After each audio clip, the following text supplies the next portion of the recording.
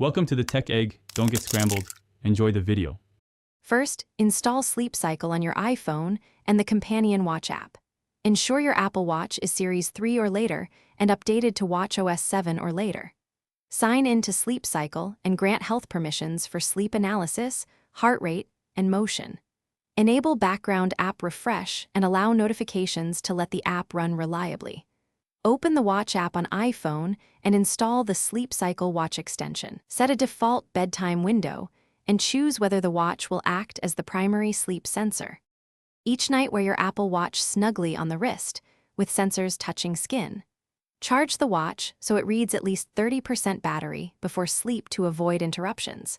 You can start tracking manually on the Watch app or enable automatic start based on your scheduled bedtime. Choose whether the watch or phone will sound your alarm and set a smart alarm window of up to 30 minutes. If you prefer vibration only, enable haptics and silence the phone for a disturbance-free wake. In the morning, open Sleep Cycle to review detailed sleep graphs and heart rate trends. The app syncs sleep entries automatically with Apple Health when permissions are granted. You can export data as CSV for deeper analysis or for sharing with a clinician.